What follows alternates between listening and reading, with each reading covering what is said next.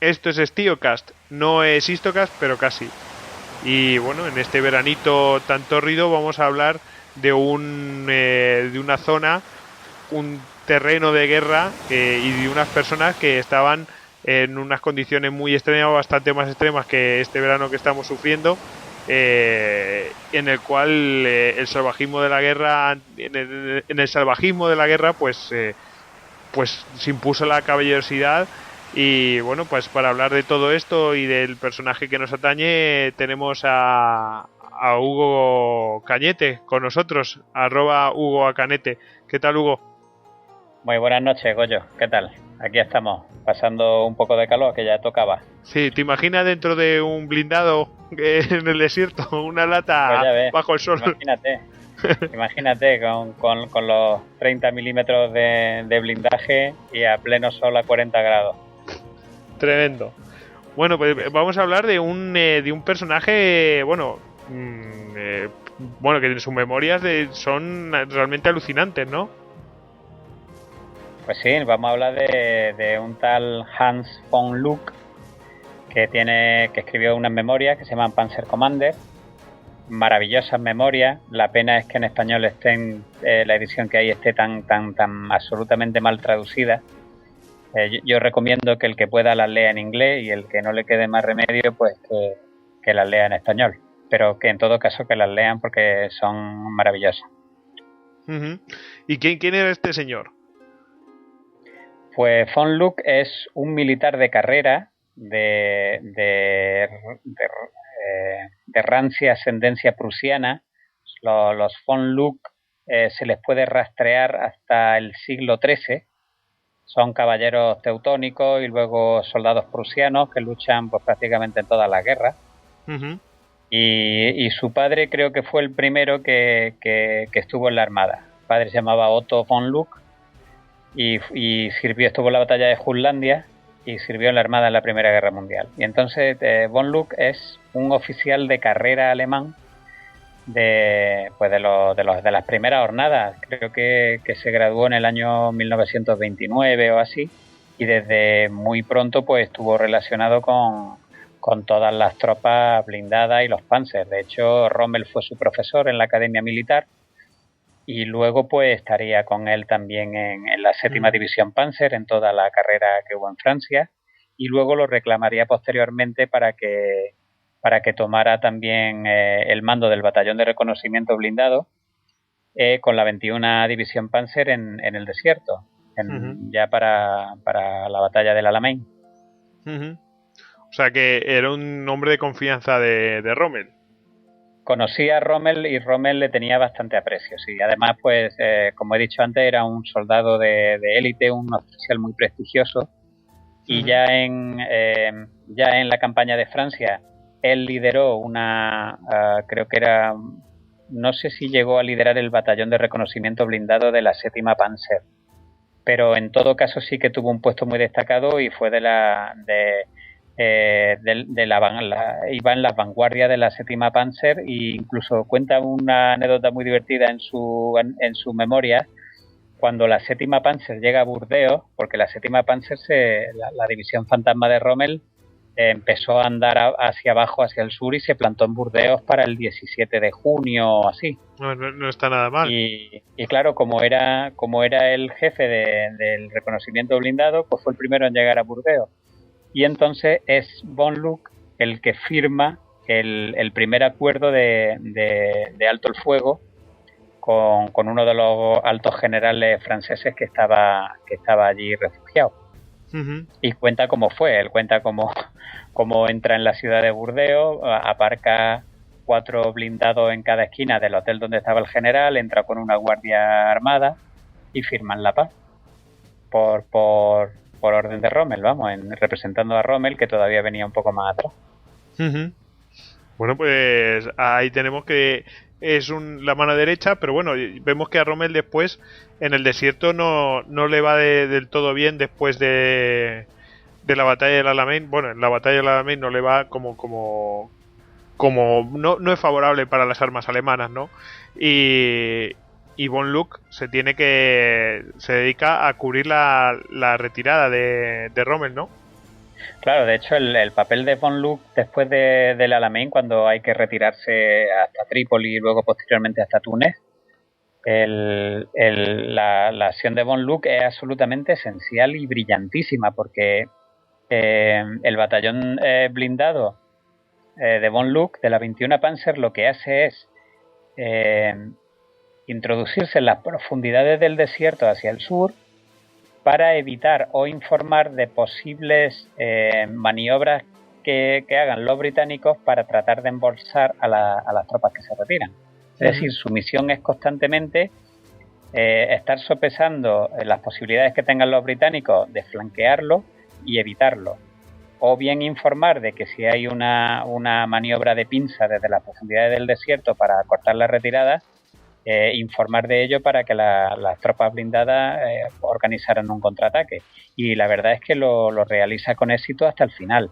De hecho, es tanta su valía que Von Luke, aun siendo todavía mayor, es repatriado a Europa, porque hacían falta jefes de reconocimiento blindado de su valía. Y entonces a él lo montan en un avión y lo trasladan a Europa, además con una misión especial que lo ponen incluso delante de Hitler, porque lo mandaron como mensajero para que llevara un mensaje desde las tropas asediadas de Túnez. Pero bueno, eso mejor tampoco vamos a destripar el libro, que la gente lo lea porque es fantástico. Uh-huh. Bueno, pues ahí tenemos la valía de Von Luke. Sí, bueno, luego sigue en la guerra. Sí. Luego participan en Normandía. Uh-huh. En Normandía, si alguien ha escuchado la famosa operación Woodwood de los británicos, que acabó en un desastre. La operación Woodwood fue primero un bombardeo masivo de alfombra de miles de bombarderos y luego un ataque blindado por parte de los tanques británicos, que acabó en un desastre porque unas unidades que había de flak antiaérea con cañones de 88 milímetros, pues en vez de apuntar al cielo los pusieron apuntando a tierra y no sé si, destruyeron 100 y pico tanques británicos en pocos minutos. Joder. Y fue Von Luke, que pasaba por allí, se dio cuenta de la maniobra después del bombardeo, porque allí había un batallón de carros pesados, de Tigres, pero resultó bastante dañado, creo que era el 503 Panzerabteilung, pero no recuerdo bien. Y entonces, de camino al Estado Mayor, pues vio esas flak, vio esas unidades antiaéreas con los 88 y dijeron esto. Y se paró allí, le dio órdenes, incluso el de la Luftwaffe dijo que él no recibía órdenes de un oficial de los Panzertruppen, y Von Luke sacó la pistola y dijo: ahora mismo pone los cañones apuntando a los tanques, y gracias a eso la operación Woodwood fue un fracaso por Von Luke. Gente con carácter, ¿eh? Sí, no, era un artista. Pero vamos a ver que aparte de las acciones de guerra, también hay acciones, o sea, lo que hemos mencionado antes, la caballerosidad, realmente cosas curiosísimas en la guerra en el desierto, cuando estuvo ahí en África, con los ingleses, porque claro, los ingleses también se oponían a la fuerza de Von Luke. Sí, bueno, ahí precisamente de lo que vamos a hablar esta noche. Ahí hubo una guerra muy sui generis, como hemos comentado antes, en esa danza, en ese baile que hacían las tropas de reconocimiento británicas, la famosa el LSDR, el Long Range Desert Group, que eran las tropas de reconocimiento británicas, también el SAS. Y el batallón de reconocimiento de Von Luke, pues estuvieron prácticamente jugando al gato y al ratón en el flanco sur de la retirada alemana, pues hasta que llegaron a Túnez. Y precisamente por desenvolverse en unos terrenos tan inhóspitos y tan absolutamente dejados de la mano de Dios, pues se dio, pues curiosamente, una cierta guerra galana, ¿no? Una cierta guerra con galantería, donde, si se tropezaban, luchaban, pero luego no se olvidaban de que eran seres humanos en el lugar más recóndito de la tierra, y que, pues, una cantimplora de agua o una lata de gasolina, de más o de menos, suponía la vida o la muerte. Literalmente. Entonces, pues, en estas condiciones extremas, pues los contendientes supieron respetar ese juego limpio del que hemos hablado, que sería impensable absolutamente pues en otro tipo de frente o en otro tipo de teatro. Entonces este tipo de operaciones se llevan a cabo, como he dicho antes, entre las tropas de reconocimiento británicas, especialmente los Royal Dragoons y el 11 de Húsares, y el tercer batallón blindado de reconocimiento de la 21 División Panzer, que es el que mandaba von Luck. Y entonces, ya si entramos en harina, porque son cosas que cuenta él en sus memorias, que después de establecer una vez el campamento para pasar la noche, en uno de los días de la retirada, pues le llega de repente su oficial de inteligencia para comunicarle que los Royal Dragoons habían contactado por radio, ¿no? Y entonces el mensaje era: hola, aquí los Royal Dragoons. Sabemos que no es propio contactar por radio con vosotros, pero resulta que el teniente Smith y su grupo de reconocimiento están desaparecidos desde esta tarde. ¿Están con vosotros? Si es así, ¿cómo están él y su hombre? Y entonces pues von Luck le responde, ¿no? Dice: sí, está con nosotros. Todos los hombres están bien y envían saludos a su familia y amigos. ¿Podemos llamaros también a vosotros o al 11 de Húsares cuando tengamos algún desaparecido? La respuesta británica: por supuesto, vuestras llamadas serán siempre bienvenidas. Entonces este fue el primer episodio, ¿no? Claro, y a partir de aquí, pues todos los días, a partir de las 5 de la tarde, se llegó a un acuerdo, se suspendían las hostilidades, se llamaría la hora del té. Y a las 5:05 se establecería contacto por radio para intercambiar novedades sobre prisioneros o gente desaparecida o algún problema que se pudiera tener. Y entonces a partir de ese día pues no fue raro pues ver los hornillos con los que los británicos hacían el té pues a ciertos kilómetros de distancia, ¿no? Pues como ya se declaraba el cese de las hostilidades a partir de las 5 de la tarde, pues ya se podían descubrir tranquilamente sus posiciones porque ya sabían que ni uno ni otro iban a ser atacados. Sí. Hombre, entonces, estando en esto una tarde... Sí, no, que eso me recuerda a cuando ponían en Asterix y Obelix, ponían la hora del té de los britanos, ¿no? Ahí...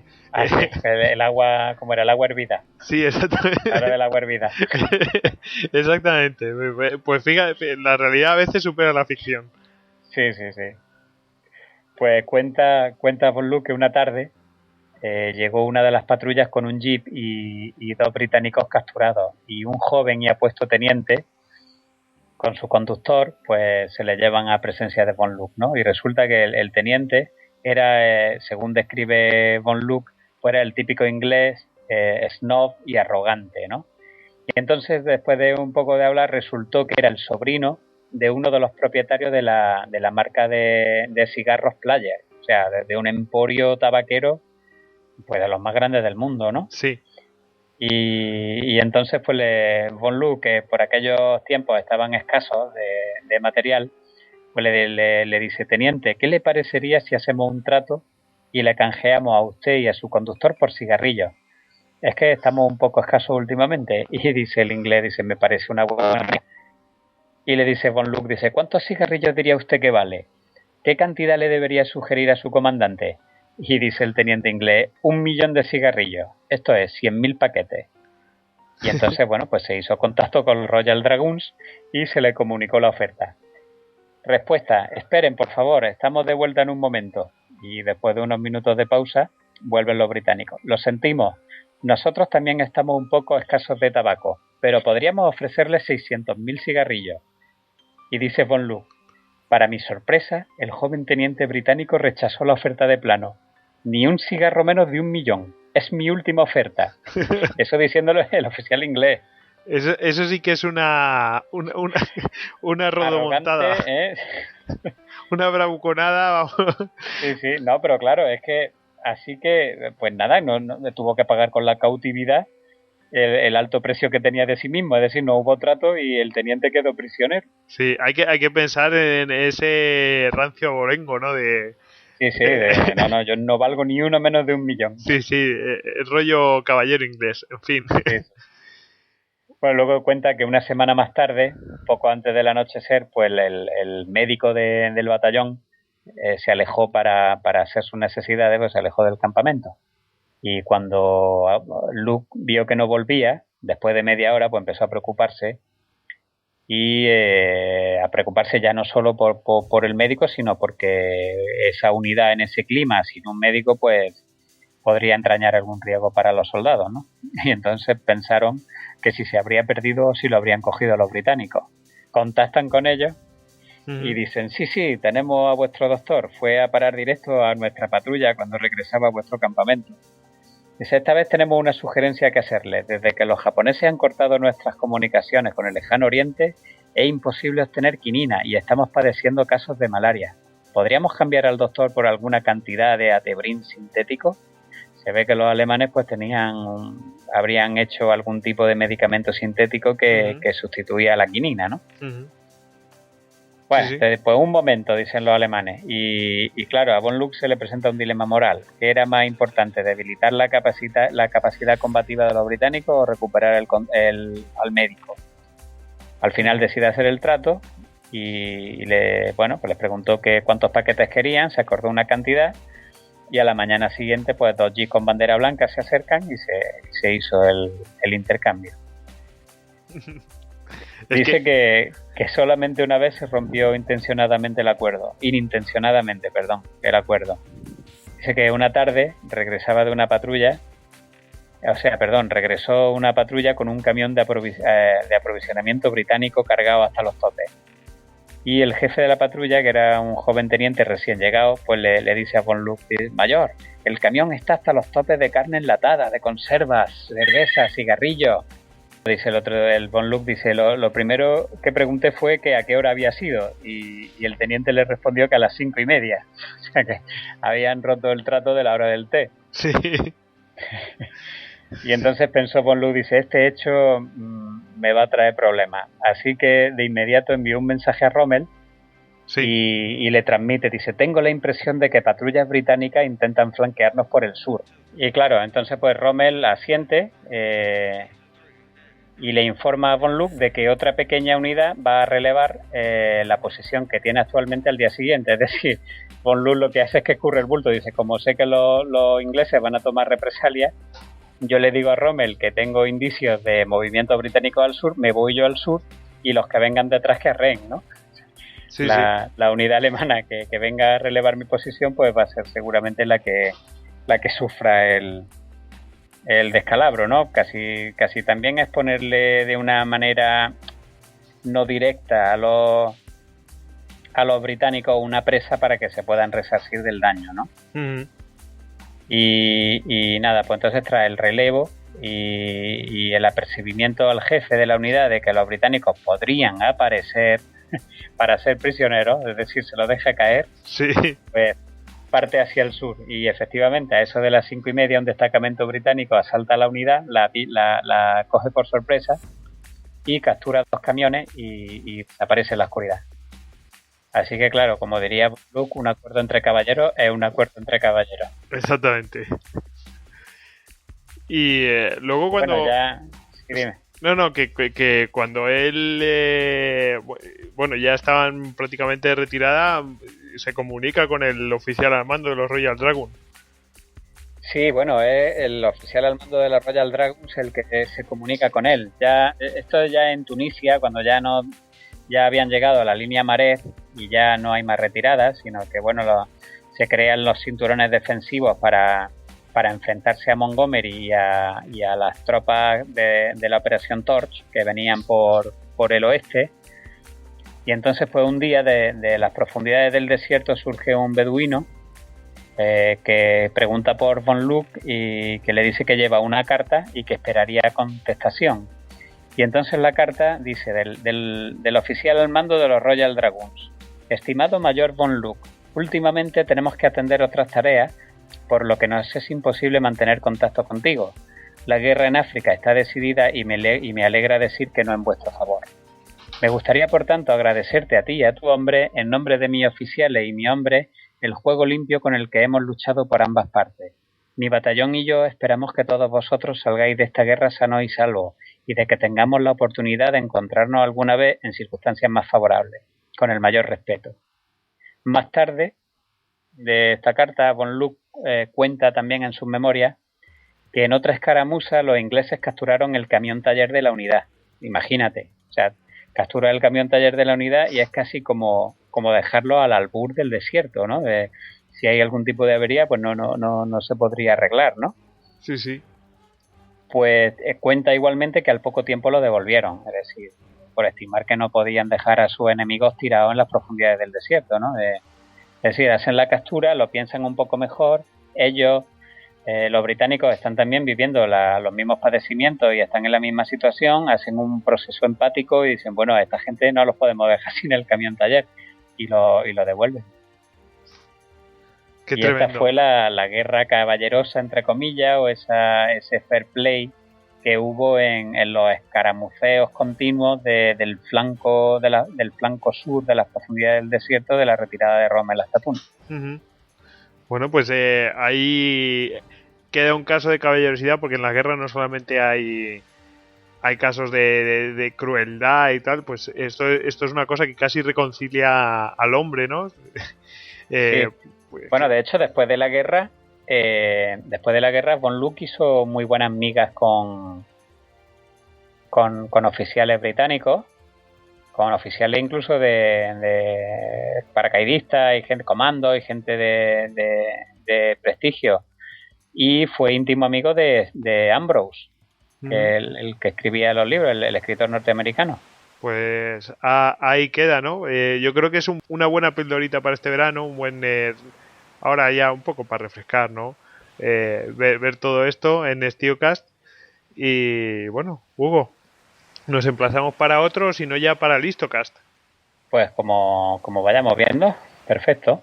Bueno, pues nos quedamos con Von Luck y nos congratulamos de que haya gente así por el mundo. Sí, señor. Venga, hasta luego, Hugo. Vale, un saludo a todos, hasta luego. Chao.